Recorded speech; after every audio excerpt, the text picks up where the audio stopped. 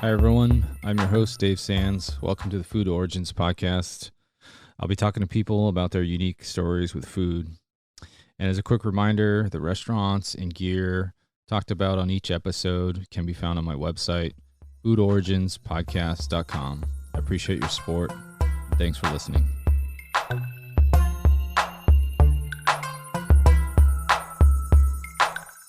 Hello, everyone. Welcome to another episode of the Food Origins podcast. Today, my guest is Wyatt Fields, the owner and pitmaster of Breakwater BBQ. After 5 jam-packed years of full service, catering for weddings and some of the biggest tech companies in the Bay Area and everything in between, Wyatt decided to take the next step in his journey and open a small storefront on the coastal town of Granada, California, right before the pandemic started in 2020. Located where the Princeton Harbor Jetty meets the coast highway, hence the name Breakwater. It's a special location to Wyatt. It's where he went to elementary school, formed lifelong friendships, and stood up on his first wave. Wyatt brings his own craft of traditional smoked Texas and Carolina barbecue to his hometown, which has always been his goal. I really enjoyed catching up with Wyatt on location and enjoyed talking to him about his origins and all things barbecue.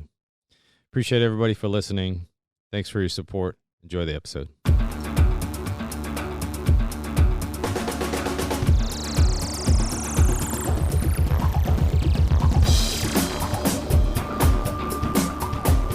All right, we're rolling. Yeah. Thanks, Dave. Yeah, thanks for being on. I'm here with Wyatt Fields. He's the owner of Breakwater BBQ, and we are on location right here in El Granada, California, next to Half Moon Bay, for those folks that don't know where we are. And thanks for being on, Wyatt. Thanks so much for having me. I really appreciate it. Yeah, appreciate you on, and we got a lot to talk about, and especially some mutual people. Absolutely. And shout out to my brother Mike. You know, you guys go way back. Yeah, Mike. And we had no idea until a few days ago, not even a couple days ago, that you guys kind of grew up together, surfed together. And let's just get into it. Tell us where you're from, where you grew up, all that good stuff. Yeah. I'm from here, actually. So Half Moon Bay general area, but Montera is where I was born and raised. So that's the first little town as you come south over Devil's Slide.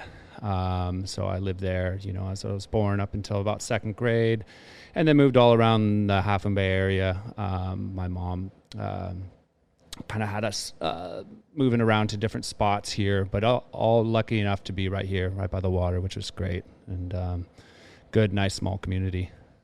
Yeah, and I mean, you pretty much grew up right down the street from here, right? Mm-hmm. Yeah. Even this building that we're in right now, I was cruising around here on my BMX bike when I was a little kid, and the elementary school right down the street here, which is less than a half a mile away, just riding. This is the type of town where you can just ride your bike down to the elementary school with your little buddies and stuff. So I remember just doing that, and it's pretty unique and pretty lucky to. We are looking, fortunate to be set up here, looking right out the ocean, and we'll get into that a little bit. Beautiful. And it's all about food. We talk about kind of your origins. What kind of food did you eat growing up? So pretty much everything. Yeah. I wasn't a really picky kid. Mm-hmm. I know a lot of kids are definitely picky eaters, but I just kind of, I would eat whatever. My mom, after the 6th grade, my father left the house, and she was a single mom, and we didn't have much money. So anything that she'd cook, I would be eating. She made a lot of stews, something that could last for a few days, with a lot of leftovers and stuff, big plates of enchiladas, stuff like that. So pretty normal stuff.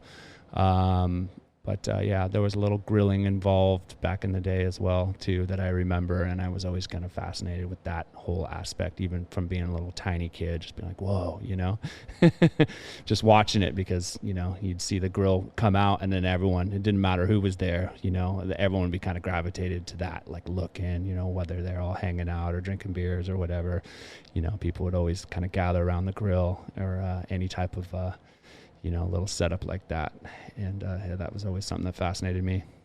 Yeah, so that kind of piqued your interest early, right? Early on. 100%. Yeah, that whole just the vibe of people coming around, a grill or, I just remember just the old the Weber kettle grills. Everyone had those in their backyard. So yeah, just something pretty cool. And one of my earliest memories with with food was that type of setup. Yeah. Any like beach stuff too, beach barbecues and stuff? Yeah.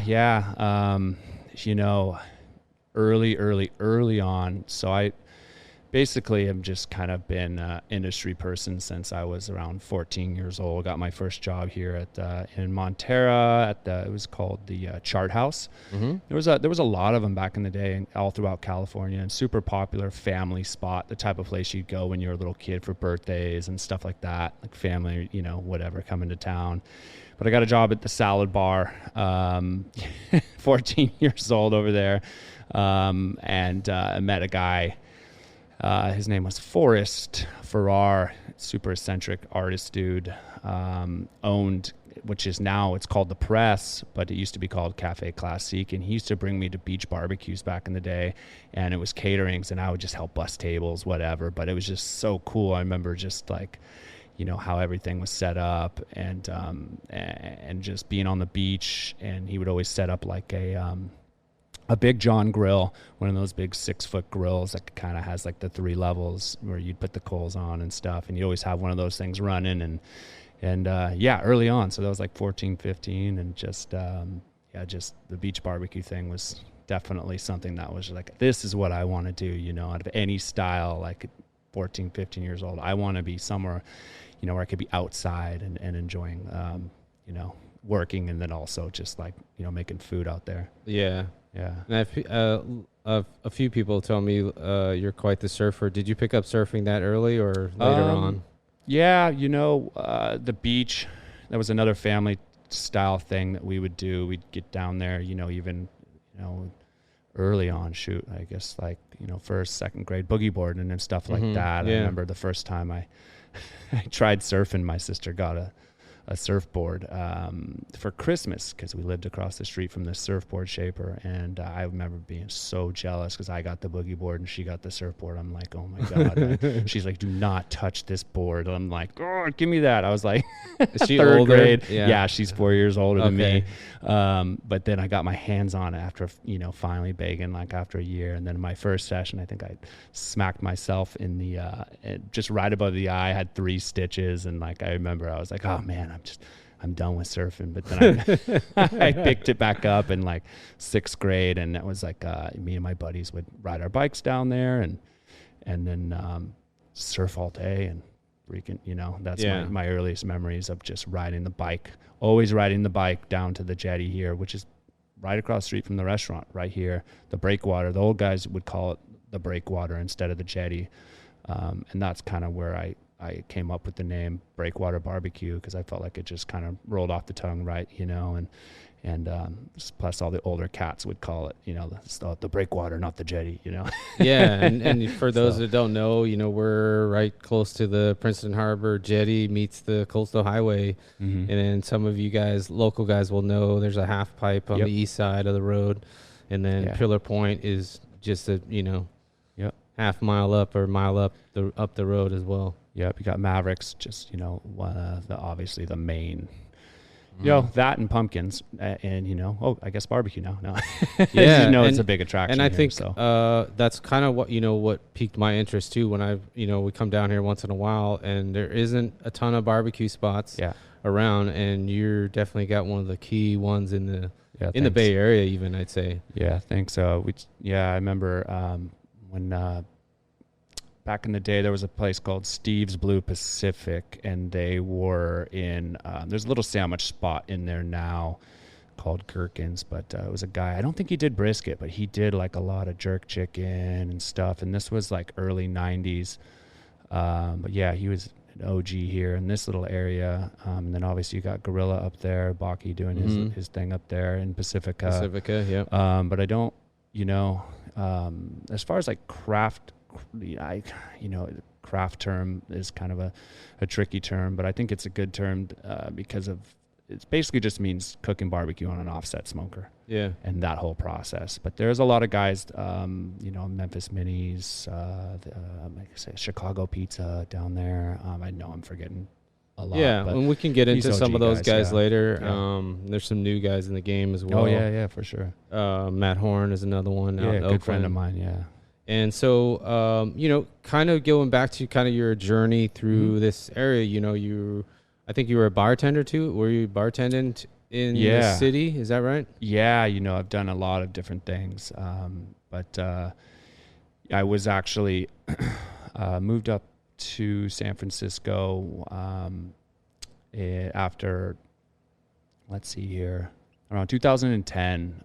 I moved up to the city, and that was actually to pursue more of my cooking and then this whole catering career path. But then a friend of mine had a bar called John Collins downtown. It was off Minna Street, and it was a cool spot. It was so fun. Yeah, I had to drag myself out of there because it was like too much fun. It was just like, oh my God, guys this had place rules. DJs and stuff. Yeah, it was so much fun. And the owners are good friends of mine, and everyone I worked with, I loved them. So it was just, we'd all just have just a shit ton of fun. So worked there, and I was just going to doing little cooking classes in between. I was interning at a butchery off Bryant Street called Pacific Coast Meats. Super nice guy, Mike, which was super key because back then he would hook me up with briskets and at cost, or even some free ones, and I would just study brisket, writing notes, the weather, everything, just and thanks to him, because otherwise I wouldn't be able to afford all that to practice, because you got to get your reps, and something like barbecue, you got to just cook all the time. And that was something that I was focusing on in between bartending and whatnot. So but yeah, that living up there around that time in 2010 was just, the energy was just unreal. I'm sure because you said that you were from the Sunset.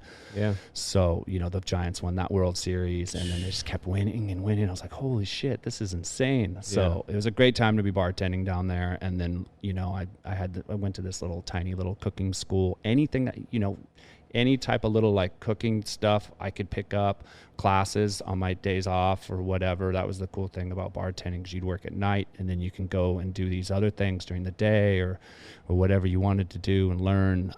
So I was doing that because I couldn't afford the whole culinary school thing. You know what I mean? At that time, I was just I consulted with a bunch of chefs, and they're like, you know what, just intern. Reach out to people, learn that way, get the hands-on experience. And another key spot I was at this kind of old school club called the Pacific Union Club. It's on California Street, in between the Cathedral and the Fairmont. It's like this brown building, trippy old school place. But I worked there in the catering department. It's a seasonal gig. But it was crazy. It's French chefs, and it was you had to have your shit together. You had to be clean. You had to be groomed. Old school kind of, you get yelled. You get yelled at a lot. But I remember begging the chef there, because he'd come into John Collins, and he's like, "Oh, you want to learn to cook?" It's super French, I don't know if that accent's right, but anyway, I'm like, "Yeah, man, yeah, cool, I do," And he's like, "All right, come in." So he whipped my ass in there, and then even at that time, I was also doing brunch. A friend of mine was the chef at 15 Romolo in North Beach, and so I got a little bit of reps in there doing brunch, getting my ass handed to me there. So I just kind of figured out a path to learn, because of not being able to, or just choosing not to go to the culinary school route, which is, so that's kind of something. Yeah, I mean, even at that time, I actually went through the hospitality and management program at City College. Oh, that is actually one of the best programs out there. Agreed. 100%, because it's cheap and it's killer. Yeah, I wish I would have. And I didn't know, only because my dad knew there was an architect teacher, professor teaching architecture there, and he was like, "Hey, they got a decent cooking program if your son's interested," because I thought I was going to do something else, and then that's where I went. And I mean, the CIA was $60,000 even back then. And then they got sued, and everyone was collecting checks because it's just not a good ratio of learning. You're sitting in a big class, so it's just their class environment is not ideal for cooking. Sure. And it doesn't always have to work out that way. And obviously, you know, at one point mixed in there, were you working at Aqua as well? Yeah, that was actually, you know, a little bit after graduating from high school. I did a short stint down in Oceanside. I moved after I graduated high school, moved down to Oceanside, and I was a sales rep for a surfboard company called Xanadu Surfboards, pretty famous brand. Worked down there, met a lot of good people down there, really liked that area. And then I moved back and, you know, I just started working at Aqua. I met Alex and Devin. I met your brother there, and I managed the shop there. I, you know, quote unquote managed, but you know, it was that was a good time, you know, and just meeting everyone. Then you know, that was like was that maybe like 2003 or something like that? Yeah. And then I moved. Yeah, that's back in the day. And then I was living in Half Moon Bay, just commuting. I mean, just only like, you know, 20 minutes without traffic. Yeah. So yeah, I did that, and yeah, but always just been a Sunset. It's always been a part of my, you know, early life, surfing and hanging out.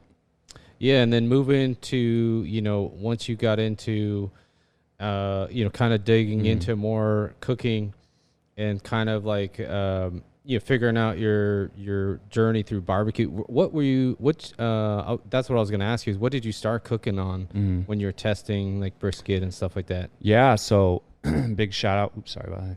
Move the table there. Big shout out to Colin O'Malley, who owned part of John Collins. He just had this little like Home Depot smoker, and he's like, "Hey man, I have no room for this thing, and you can keep it at your house if you want." I'm like, "Oh really? I'll take great care of it, you know." And that was about the time I was working at the butchery. So he let me keep it at my house. Man, I smoked in that thing with those briskets that I got from that butchery, like until there was holes in the firebox. And that's where I was doing my writing and stuff and all that, and then keeping the little journals and stuff. But I started on that, and then eventually got some other pit, shipped it in from Texas. Just like, I think it was like, now it's like, I still have the pit. It's like 150 gallon. But you know, that was legit. I remember getting, you know, graduating from that Home Depot smoker that I just burned holes through, you know, and like, it was basically like a tin can, but you know what? I didn't give a shit. Like this thing just like, it was just all about just learning and having fun. And then, eventually graduated up to that other pit, which I still have. But yeah, that was my first kind of vessel. And then I have an Argentinian grill I got, I just made kind of like a little like area, because you know the backyards in the Sunset, you know, they all have like pretty nice. It's pretty nice space. Yeah, it's a nice space. It's perfect for grilling as long as you have cool neighbors, which I did. Everyone kind of kept to themselves, but got a lot of reps in there and around in the Sunset and on that smoker particularly. That's awesome. Yeah, and then you got into, you know, then you really got in heavy into cooking, and you started your own catering company, Native Catering. Tell us about that, and then, you know, kind of lead us into where we are today. Breakwater. Yeah, so Native Catering, that was huge. So that was in between working at John Collins. You know, I was lucky enough to have really good shifts at John Collins, so I could get the shifts covered. If I had a wedding or something, I started doing friends' weddings, and then it just snowballed from there. I always had a grill and smoking, you know, Texas-style brisket. That was like, you know, what we were known for. But then I just kind of did, you know, new American dishes on the side of that, mix it with kind of fresh vegetable sides, and a little appetizer menu on there as well. But I kept getting so much shifts covered that I was just like, you know what, I need to, like, you know, think about this. I got to either, you know, I got to lock this thing down and leave the bar and you know, really just kind of go for it. Yeah. So my first catering kitchen was Luke's Local. It was off Cesar Chavez, and I got to meet just so many cool people there, different makers, you know, different people in the industry, and we all shared a catering kitchen there.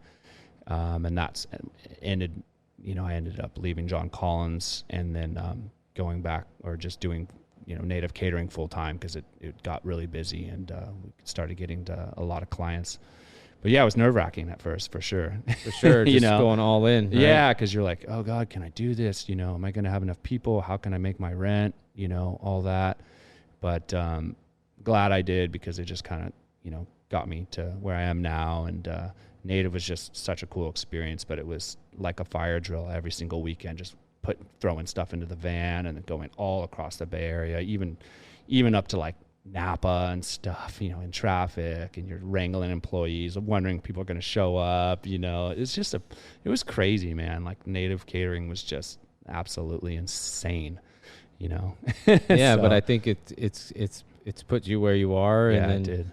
so you did that for almost 5 years, right? Yeah, almost 5 years. And between even that time, I was always kind of looking down in my hometown here in Half Moon Bay. I'm like, God, I want to, you know, I love smoking meats. I love making barbecue. They need a barbecue place. So I was always looking, always looking, you know, almost to the point where I almost kind of gave up, you know, which is weird because I was just like, you know what, like maybe it's just not going to happen.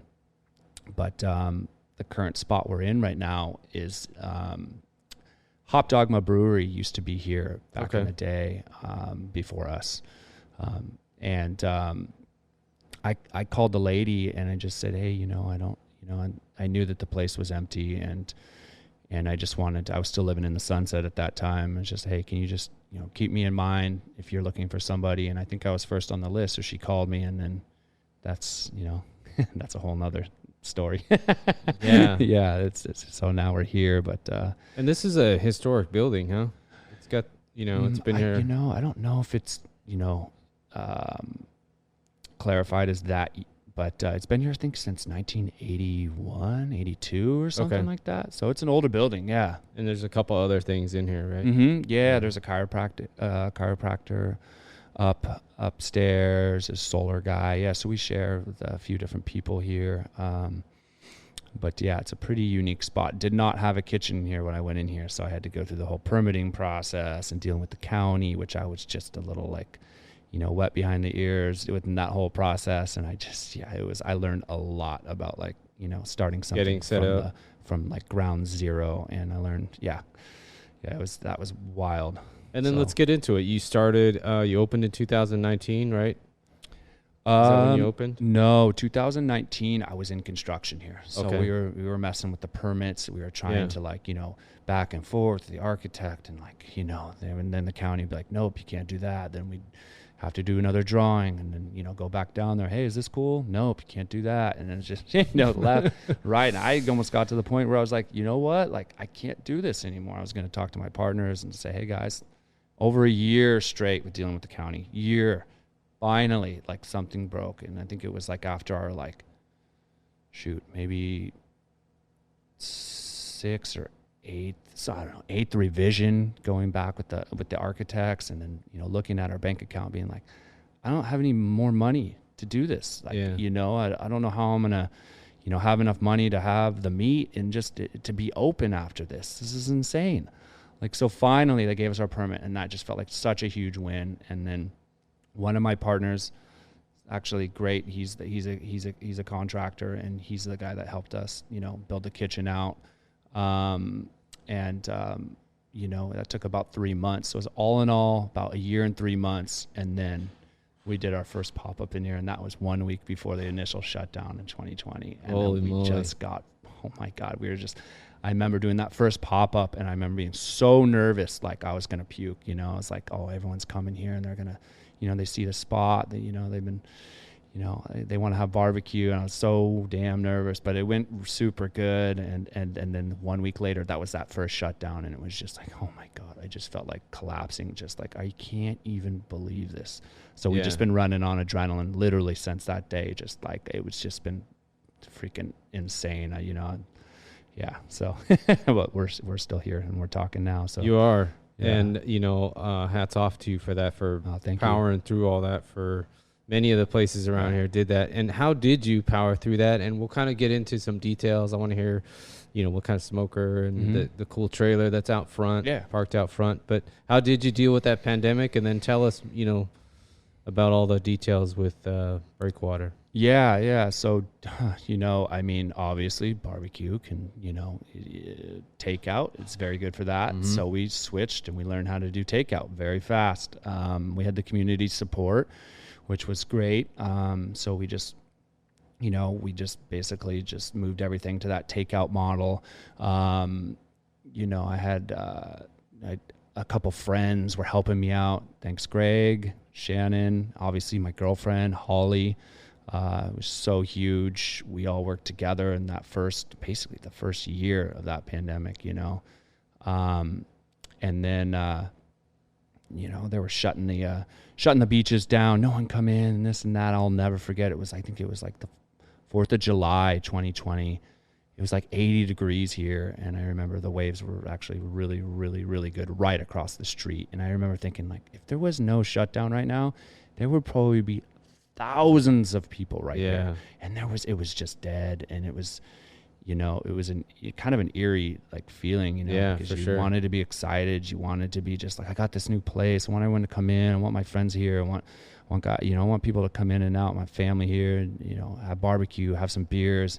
It just wasn't like that, and it was just like really strange feeling of like having this minted, setting up the spot the way you wanted to set it up. And then just being like, you have to just, here you go. But, we weren't unique. It was, everyone was having to deal with this, all these, these other restaurateurs, and then people in all these other industries. Everyone was just kind of like, oh shit, what the hell? We have never dealt with it, so we're all learning on the fly. But luckily, the community helped us and kept us in business, because it was just,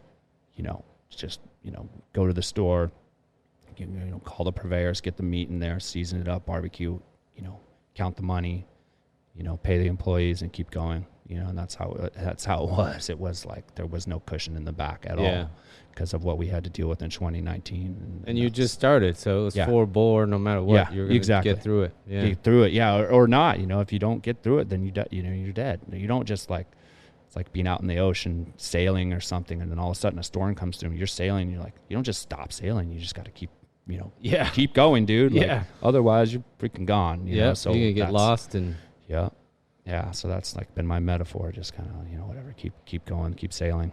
That's awesome. Thanks. And so let's get into Breakwater. Tell us, I love barbecue along with the many others. Tell the listeners what kind of smoker you're using. Tell us about that cool trailer you got. Did you build it? Someone built it for you, and what's in there? That's my man Drew down at Harbor BBQ. He's in Costa Mesa. I found him actually through Craigslist. I was looking for offsets, and at the time there really wasn't a lot. Now you see him everywhere. Everyone's got a barbecue blog. Everyone's doing this, the latest thing, but. In California, or especially the Bay Area at that time, there wasn't a lot of offsets. I was looking everywhere for these things. And I found Drew. He's just an amazing welder. So I hit him up.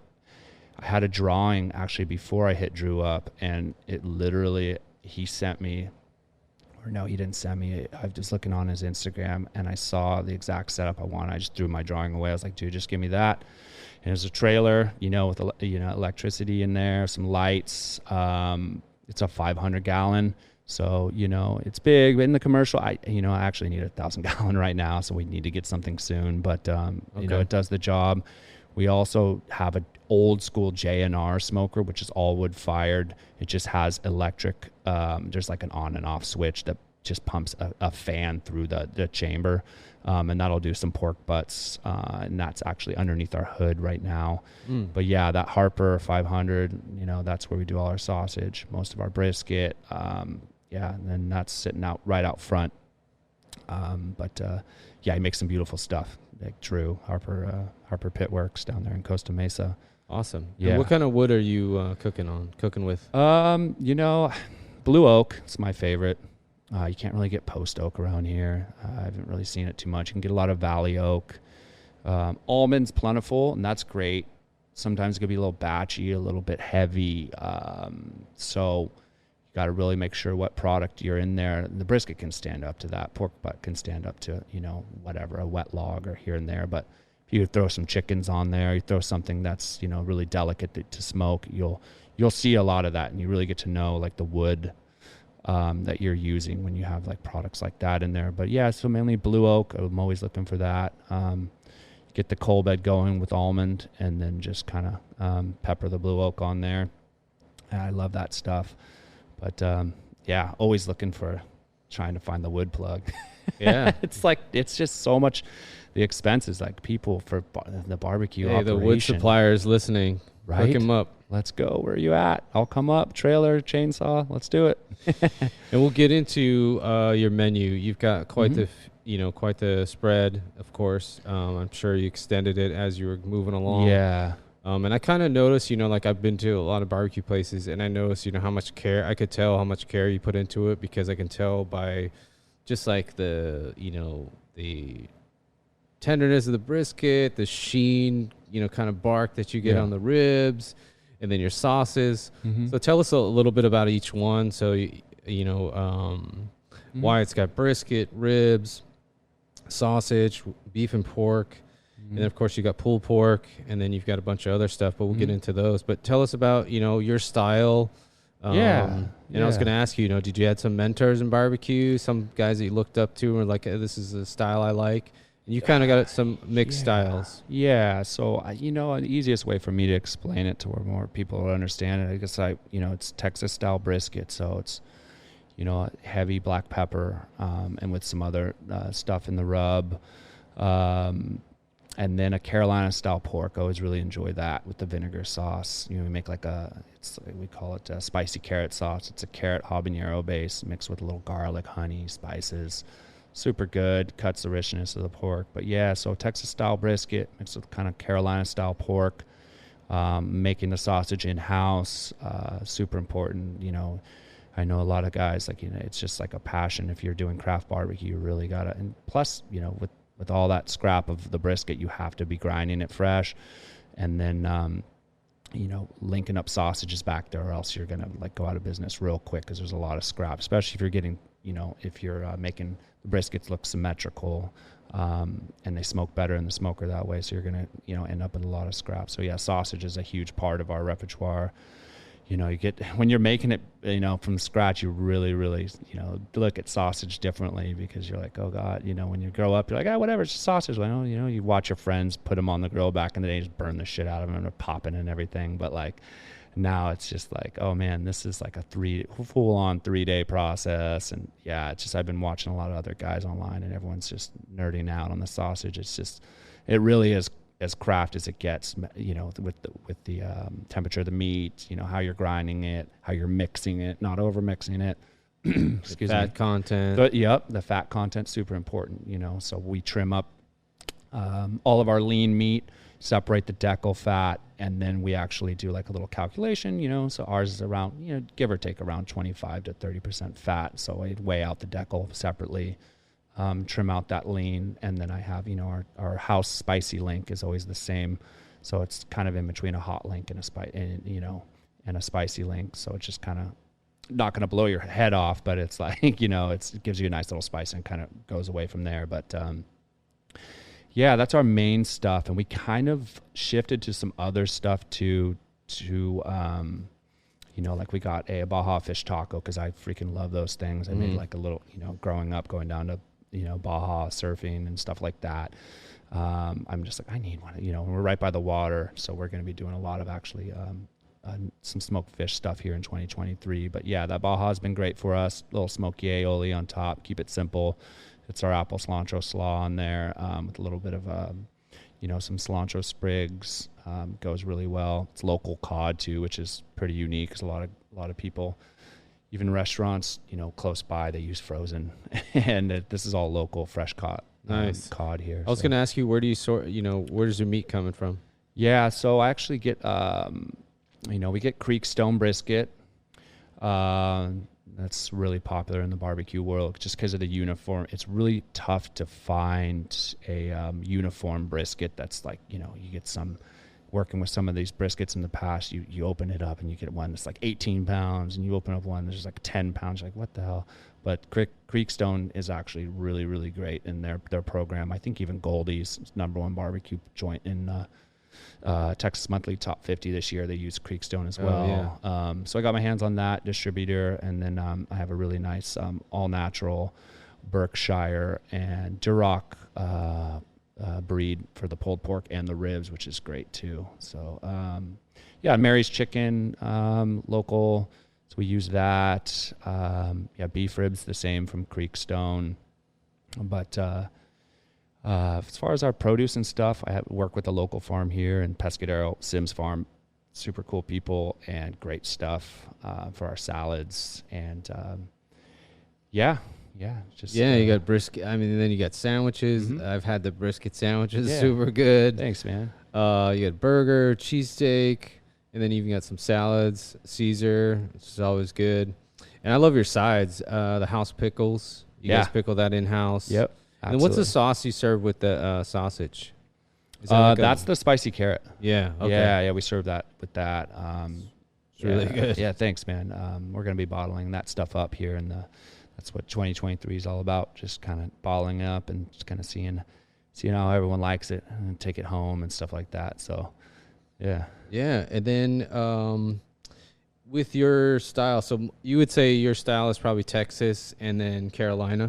Yeah, I would say, heavy Texas, I guess, brisket, ribs, sausage. It's like when I go to a barbecue joint, like, I'm always getting the brisket first, then the ribs and the sausage. Everything else after that's a bonus for me. You know what I mean? Like, but yeah, I mean, everyone's making good brisket now. So if you're not, making the brisket the number one thing, then it's just kind of like, whatever.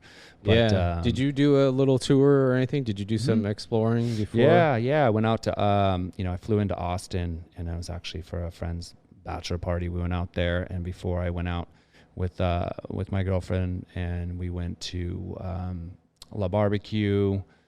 We did Franklin's, we did the Salt Lick. So we did all those traditional spots. And then I actually drove out to Waco and went to this wave pool out there for the bachelor party, which was insane.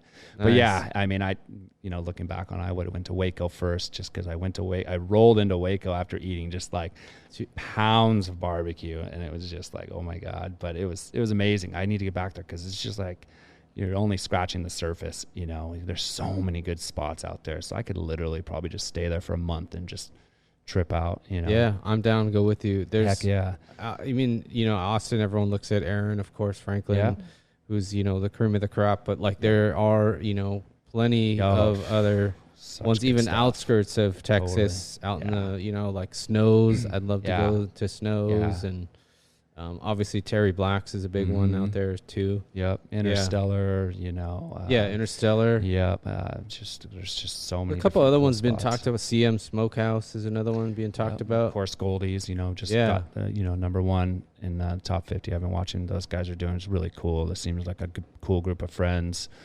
that are just working together because when you start doing this barbecue for a living, it's just like super, super taxing. So it's all about having like that good crew. So they seem to have a really awesome crew of people that are like getting it done over there and doing it at super high level. Yeah. And then like, there's also like kind of I wouldn't say new because, barbecue is not just an American thing. It's, there's Asian barbecue as well. Yeah. And there's some Vietnamese guys, I think in Houston. Yeah. Koi barbecue. Yeah. Doing some really awesome stuff. And Burnt Bean Co., this guy, he's doing some amazing stuff. There's just many. He's in like LA, I think, right? Or something? No, Burnt Bean, he's out in, somewhere in Texas. I forget exactly where he is. But there's some really cool stuff. And then, totally. We have a friend of the Breakwater, Sandy. Oh, yeah. That you've done some collabs and pop-ups with, right? Yeah, absolutely. And in 2023, we're going to be actually... haven't released this yet on Instagram, but I'll do it here. Yeah. We're going to be out in a couple months anyway. Okay. Yeah, that'll be perfect. We're going to be doing a pop-up thing in here Monday through Wednesday, I believe.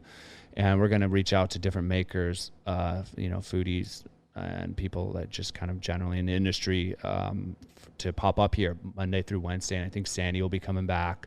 And then we'll also give an opportunity and a stage because that's kind of how I did pop-ups in different spots.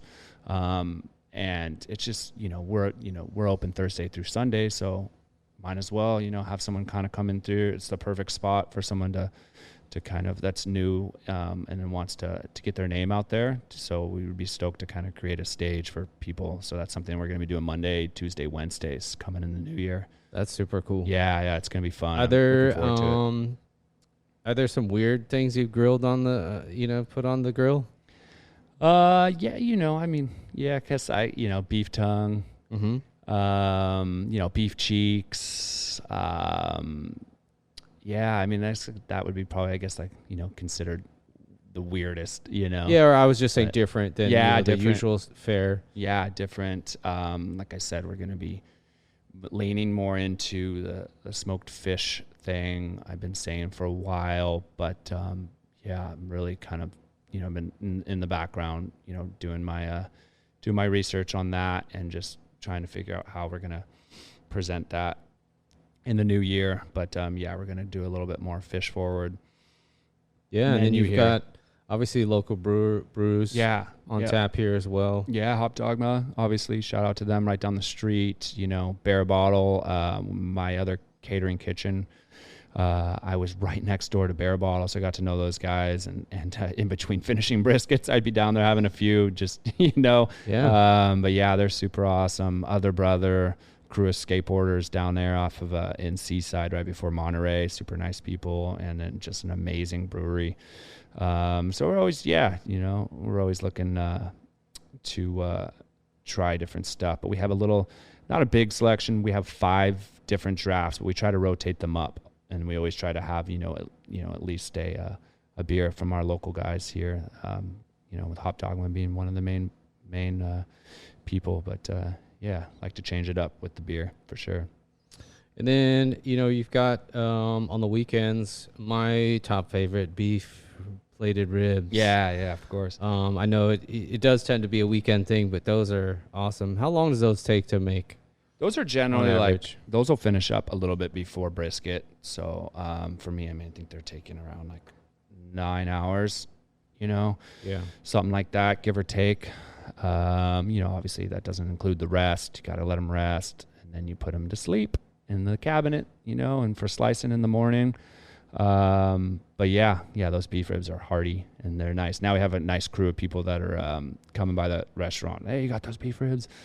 Yeah, gone in 60 seconds for sure. Yeah, now we're getting a little fanfare for those things, which is nice because there was some time we put them on in the past and we never knew if people knew about it, and the community in the general area of where we're at, they're a little newer to barbecue, so we're that was part of us coming in here educating people about, hey, things sell out, guys, don't be mad at us. Mm-hmm. It's not us just not making enough food. I heard a lot of the whole make more food, and then now they're pretty used to it now.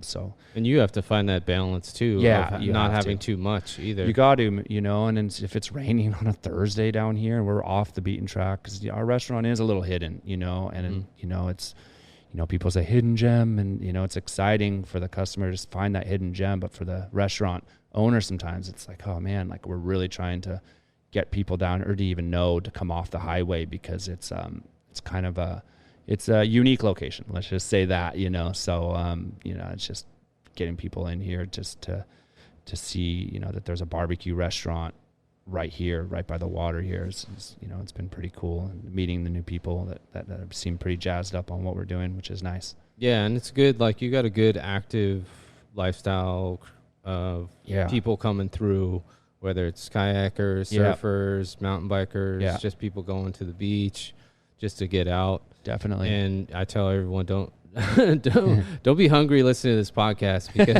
because you're gonna want to eat something off this menu. Going through some more of your stuff, you got the quesadilla tacos. Mm-hmm. So you're throwing those up there. Yeah, I got a couple guys in the back we work with that are from different parts of Mexico. So we've been training and trying stuff together. I'm always getting the stamp of approval from those guys, and they're making new stuff back there as well. But that's something that we smoke a bunch of pork stock from the knuckle bones, the ribs, and we throw them in the smoker on Sundays after our week, and we make a huge stock, really hearty, super rich and delicious, and that's where the quesadilla stock is made from. That the consomme, I should say. But yeah, it's been really popular. People love that. Baja fish, obviously, as I mentioned before, super popular. But yeah, I haven't tried those yet. I'm gonna have to get on you got to get them. I mean, they're we sell them by the each too. So I mean, you can just try one, but yeah, I love them. Yeah. And then tell us about your barbecue sauce. Yeah. People want to hear about your barbecue sauce. You got an ancho coffee barbecue sauce. Yeah, that's something that we've been making for a while now, and we finally kind of nailed it down. But first, if you're not putting the right amount of water within that coffee and the anchos, you're over toasting them, it could be batchy. But now we've actually kind of smoothed it out, and now it's got that kind of like classic barbecue sauce taste, but with more of that. You get that smokiness of the ancho, and then that richness of the coffee. So that I think people are appreciating that. And then we got some new ones coming up. But yeah, the spicy carrot sauce is the vinegar-based one that goes really well with the pork. Actually, anything. You throw that on eggs, like freaking stuff's amazing. Like it's not just because I make it. I freaking love it. Yeah, it's good. And soon here we'll be able to get a bottle of it, which is super cool. For sure. We got a funky little logo that we're working on right now. So nice. Yeah, we're fired up on it. And then, and you got a local guy that prints your stuff for your merch. Yeah, right? yeah. Eric over at Black Stamp. He's the man. He's an old school Bay Area guy.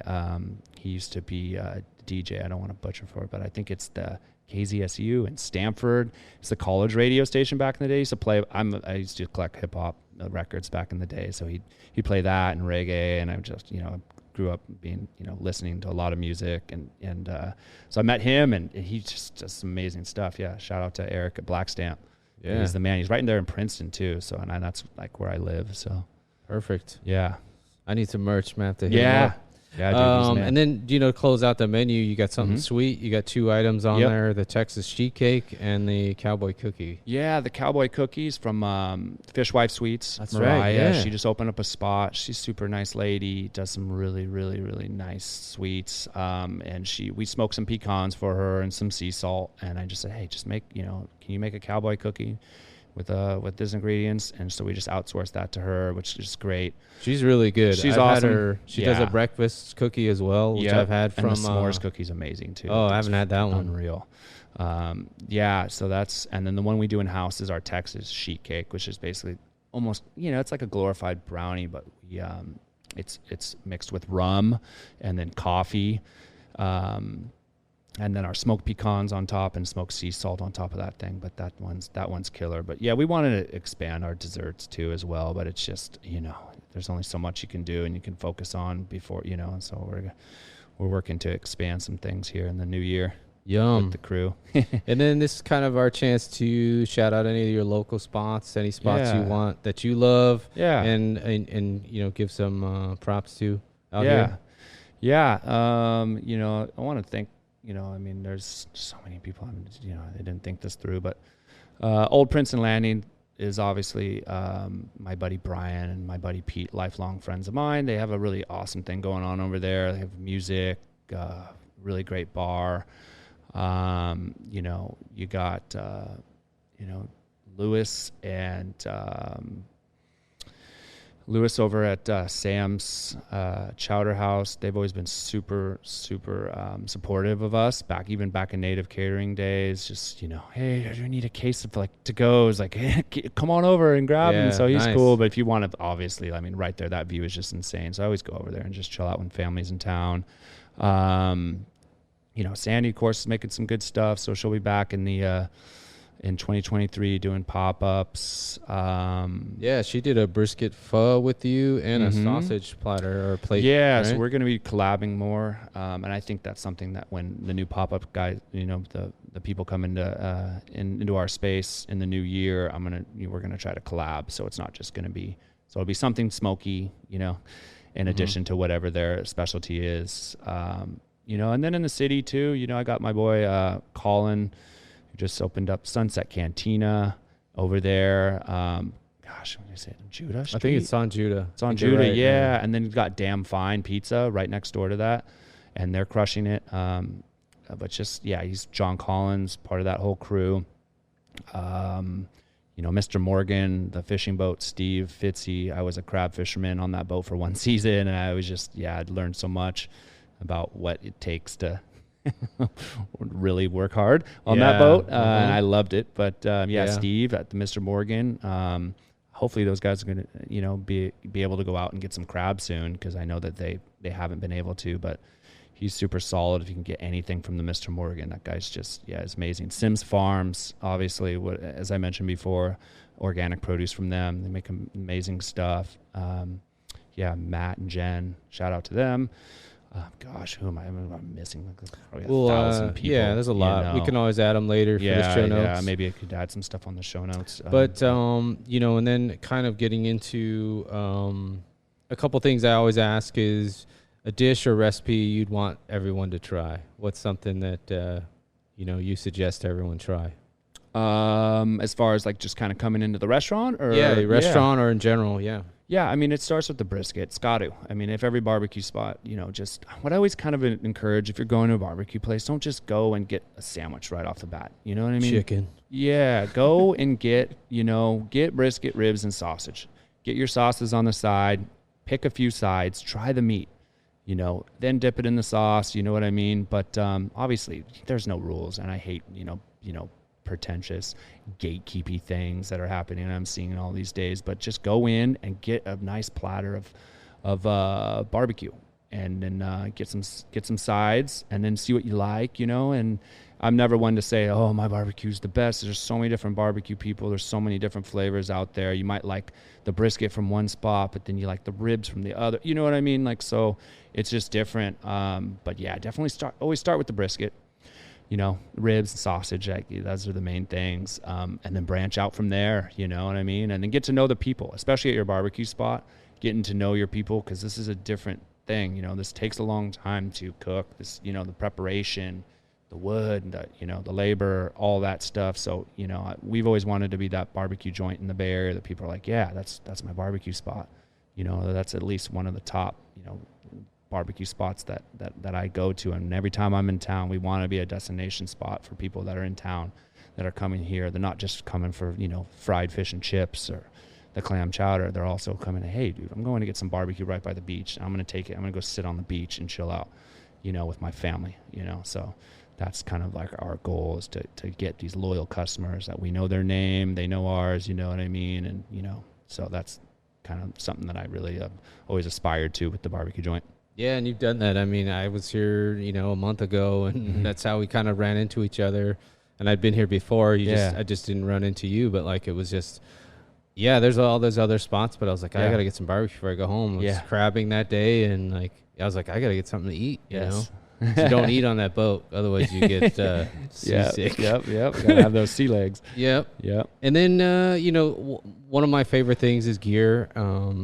Everything's gear centric. This podcast is gear centric. What are some of the favorite things, tools in the kitchen or yourself that I'd say besides the Harper smoker, which is your main item, what's any toy, like tools that you like to use all the time? Oh man, kind of an EDC thing, every day. I mean, I have my little Dexter knife, that I trim with, keep it nice and sharp, trimming, and that whole, the butchery side of the barbecue is just really just something that is a huge part of what I do, which I'll be doing some more videos on that.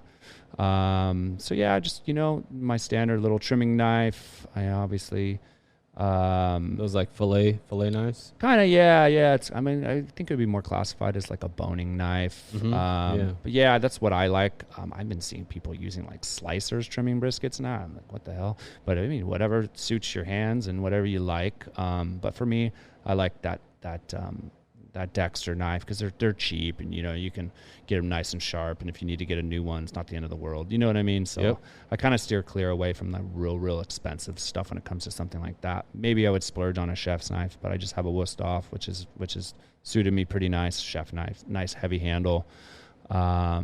I've been seeing a lot of cool little things out of that company called Mill Scale. Are you familiar with them? Yeah, they've been doing some cool stuff like burger presses, they're such a cool company. Yeah, so they make some premier smokers too. Oh my God, them and Moberg, and my God, I'm just like, that's something that I really. Hopefully one day I can get me one of them. For sure. And then we'll kind of close it out to you. The floor is yours. You give any advice? Let's talk about your promotions. Anything you got coming up? Obviously, you got some projects coming. floor is yours, man. It's all yours. Yeah. So we're going to be focusing on events, and as I said, with the pop-ups and stuff in 2023, music. We have this, like you mentioned, we have the skateboard ramp down the street. We have big, deep roots in skateboarding and surfing. Current employees, past employees. We're going to have a skate jam down here, make it a yearly thing. Working on a block party here on this street. So that's something that I'm going to kind of tap in, and I'm going to try to reach out to a lot of these other Bay Area guys I'm seeing kind of doing their thing, and they're in their backyards. They're doing their thing. I'm going to try to get them to come down. We could all have kind of like a little mini barbecue / music, just kind of like a little festival. Yeah, kind of like an annual thing. Mm-hmm. So I love events. I love kind of the start and finish of them. I've loved them ever since I got in the catering world, and so that's something that we really want to do. Bringing the music involved, the beer, the skateboarding, obviously the barbecue will be number one. But then just kind of working with some other guys and barbecue dudes and getting to know them and just kind of seeing where that goes. What else here? Just be on the lookout for our little schedule of different specials. And then just a little word of advice. Just, I've seen a lot of people out there, following the blogs. There's a lot of these, like, you don't get caught up in the little rules. You got to have 16 mesh pepper. You got to do, you know what I mean? Just get out there and just do it, man. And just, you'd be surprised on all the, these rules that can be broken, and just cook and then just have fun with it, man. Like, it's just, just like, that's what barbecue's all about, is bringing people together. And, each cook is different, each brisket's different, and that's what's the beautiful part of it all, is it's just like super unique. I feel like that this style of cooking, barbecue in general, is like really, even since, way back in the day, is just like one of our last, just one of our basically traditions. Mm-hmm. It's tradition, and it's really cool just meeting the people through barbecue, and I'm really enjoying just kind of continuing that. 100%. On that note, you can find Breakwater Barbecue on their website, which is breakwaterbbq.com, and then their Breakwater Barbecue, all the way spelled out, on Instagram. Yes. Thanks, Dave. everybody. Appreciate it. Thanks for listening. Appreciate you. We're out. Bye.